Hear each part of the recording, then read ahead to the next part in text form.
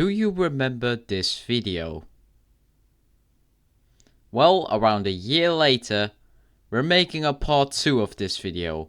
Hello everyone, today we will be looking into some Murder Drones hot takes you guys submitted on either YouTube or Twitter in the replies of my posts. But before I go straight into the video itself, a quick reminder that these are people's opinions and hot takes. It doesn't have to be the same for you, so please have respect and do not attack the people who said that hot take you do not agree with. It doesn't have to be the same opinion as you, just respect them. And without further ado, let's immediately get started on this. So the first hot take I chose for this video is Khan is the best side character of the entire show. Now, as the biggest Khan defender of them all basically, I agree with this hot take for sure. Okay, that's maybe a little bit over dramatic, but still, I think he's a very good side character. I still don't get why people are hating on him like it's their daily thing. Now you might make the argument, actually he tried to leave his own daughter for dead. Now listen, what would you do in that situation? Exactly the same. You aren't just gonna pick up a railgun. No, you would just close the door and run away, tell everyone else about it. Heck, the show MD happened because of this decision. So please pipe down on your hating and just respect the man, just please. Seriously. What has he done to get you to hate him? What has he done? Anyway, yes, I agree with this hot take to a slight extent, yes. Now let's move to the next one. So for the next hot take, I have combined two of people's replies into one as they're kind of like the same point. And that is that episode 4 is the weakest episode in the entire series. Now I don't fully agree with this hot take, as I personally think episode 5 is even worse of them all. But I can get their takes for sure, as some of the writing decisions still question me to this day. Like for example, killing characters such as Brayden, Rebecca, Sam, etc. with basically treating it as some sort of kind of joke and not taking it seriously is kinda hurting for the people who likes these characters. Yaxter. But I will come back to this in a later hot take, and as well as Uzi basically learning all of the absolute Solver's powers within 1 second is confusing to the viewer. As you know, in the end of episode 3, she had just discovered it.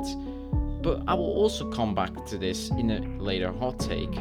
But essentially, the entire episode, it was just all about was to really give Uzi a small villain arc in one episode, and to also give her wings and tail, which you will have for the rest of the season. And that's about it. The rest is kind of very much forgotten about, and I don't fully agree with this hot take, as I do think episode 5 is worse, but what it did for the season afterwards, after the episode premiered, so for episode 5, episode 6, etc., I can get their takes fully. Uzi would have been a much more interesting and overall better character without N and or not being around him that often. Uzi in the pilot is a really interesting take on the classic emo girl stereotype, and her goal of wanting to kill all the humans would have been so cool to see play out throughout the entire show if she actually kept that motive and didn't drop it immediately after she first meets N. A really cool moral dilemma for Uzi with this hot take would have been balancing out whether or not she wants to be with N more, or completing her goal of wanting to kill all the humans. It adds stakes to the show, and it makes it extremely morally gray, which the show had going for it before the Tessin twist happened. And, you know, the show became a classic good guy versus bad guy story. Uzi would not only still have her individuality, but it would also make the viewer question whether or not they're supposed to root for Uzi, and it just overall creates a better story in my opinion. Yes, who we just heard is actually Yaxter himself, and I want to thank him for that, for reading it out loud and also having a small featuring in this video as well. But now let's go to the take itself and my opinion on it. I fully agree with this hot take. Uzi in episode 1 and pre-meeting N was, I think, very interesting. Heck, if she kept that motive, my Twitter account would have probably looked a lot different. But yeah, After meeting N, it became a classic enemy to lover story, and also good versus bad story. Like, she really went from being rebellious, kill all humans, and just a very interesting and emo-like character, to N. Ooh, please hold my hand very awkwardly. Don't question why I just said ooh. But yes, I fully agree with what Jax said here, and I think there's really no explanation needed, as he kinda just did it himself. So the next one is a bunch of takes piled into one, as they're basically the same thing, but the takes could be the opposite of each other. And that is that V is coming back, or she's not coming back, she shouldn't come back, etc. You know what I mean. Now, my opinion on this is, should V come back? My answer is no. I don't think she should come back, although her character, in my opinion, is still pretty unfinished. Still, I don't think she should come back because, you know, I really think that character death should have an important trace of a show and not brought back after 1 or 2 episodes. But do I think she will come back in the finale? Well, my answer is yes. Although I do think she shouldn't come back, as that would make the ending of episode 6 very pointless. And for a writing perspective, it also doesn't make any sense. I think she will still come back somehow. Now, I could see her come back as a crab, as you can clearly see in the finale trailer thumbnail. Sin is about to eat a crab who has yellow eyes, although that could also be Jay. We don't entirely know yet, we will see in the finale. I still think she will probably come back as fully recovered, as, you know, Lizzie was texting a quote-unquote secret friend, and to be honest, that can only be one, and that's V. And as Lizzie also mentioned, it wasn't Jay at all. Although it's a very stupid writing decision to yet again bring a character back after a supposed death, which we have seen so many times with Jay and Doe and etc. I do think this will happen. So the next one is that the writing and pacing, and especially the pacing, is very mid. Now, do I agree with this?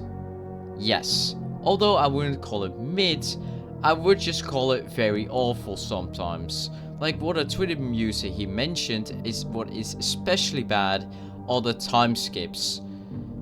It makes the story very hard to follow sometimes, and I completely agree. Intermission is obviously a fan episode between episode 4 and episode 5, fixed that problem, but unfortunately, again, it's a fan episode and not an actual like canon event. Although people do maybe consider it canon, in actuality, it will never be canon because, you know, it's a fan episode. Like really, this time skips I do really hate of this show for sure. What I mentioned before, and I said I would come back to this, between episode 3 and episode 4, we all know that in the end of episode 3, Uzi had just discovered she isn't entirely a normal worker drone in the slightest, with of course the absolute solver being within her. But in episode 4, she suddenly has discovered all of the powers in an instant. Like, it makes no sense at all. And trust me, I was very confused when I watched episode 4 the first time. Very confused. Now, also the time skip between episode 4 and episode 5 also confused me.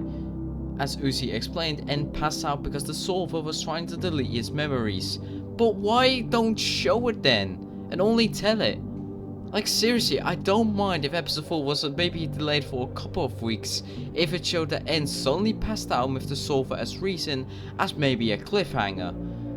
This would have created so much more hype for the release of episode 5, and I seriously don't get why they didn't include this. At least after the end of episode 5, it just became cliffhangers and no longer time skips. But that's my opinion on this hot take. Next hot take is by Scream Troller. One of the major issues I have with MD is the limited number of episodes, which restricts the story's development and makes the pacing feel very rushed. Also, Uzi's initial goal of eliminating humans was never completed, and I think also never discussed after episode 1 again. This is kind of what I ranted about in the last hot take, but yes, I do feel, especially episode 7, and it could also happen in episode 8, but I don't know yet. Episode 7 felt very rushed in my opinion. As if they're trying to squeeze in lore and like thrown at you in like 60,000 frames per second. Like, you really need to watch the episode, I think, a second time to really understand what you just saw. And I do think episode 7 was good, besides that part, because it really just gave me a huge headache while watching it. Now, there are theories on why episode 7 felt so rushed, but I won't discuss them here. I think I already ranted that the pacing was kinda mid in the last hot take, which, you know, I will still stand by. It's still like very weird sometimes, the pacing and especially the writing. But yeah, that's my opinion on this hot take. The next one is once again a lot of hot takes combined together, as they're pretty much the same thing, although they're opposite of each other. And that is that there should or shouldn't be a second season. My opinion on this is that so long the finale has like a great ending to the story, I don't think there should be a season 2. Now, of course, Glitch has said, indeed, that the finale of season 1 is actually the finale of the entire series. And anyone saying otherwise, unfortunately, has a bit of copium. But in my opinion, so long the finale has a good ending, I don't feel the need for a season 2. And that's, I think, everything said in a very short sentence. So, yeah. The next one is Emily, Alice, Kelsey, Sam, Darren, Rebecca, and even other prom queen candidates like Dylan and Kenzie should have gotten some background on the personalities and given more screen time instead of just being killed off the episode they were introduced. Now, I can kinda agree with this half. Like, I think, for example, Kelsey, her entire, like, main point was basically to show how powerful Doll was. So I think, I'm sorry to all fans of her, I think she was pretty much rightfully killed off the second she was introduced. But I do think classmates such as Sam, Darren, Rebecca, Brayden, you know, the classmates, should have gotten more background to their personalities, because especially like for Sam, he was killed this episode he was introduced. And I'm a huge fan of the side characters, and I really wanted just maybe a couple of scenes, if that was possible, of just the side characters hanging around and not really, you know, kinda away from the main cast, if you know what I mean. But, well, nothing we can do about it now, and yeah, it's unfortunate. By the way, rest in peace, Brayden. Never forgotten. The next one is Doll is coming back in the finale. I'm staring at my monitor right now. I'm sorry. What? Like, okay, I do not want to harass him as it's his opinion, but we legit saw in the episode 7, you know, Sin eating Doll's core. And then he can't come back. Like, this is very different from episode 3, where, you know, she was hit in the head, but not in the core itself, so she could revive herself. But this is very different. Her core is removed. So that means she can't come back at all. And he highlighted these screenshots as you see suddenly Doll's eyes suddenly glowing. Now, I hate to disappoint you, but that's probably, you know, the warning sign whenever a worker drone dies.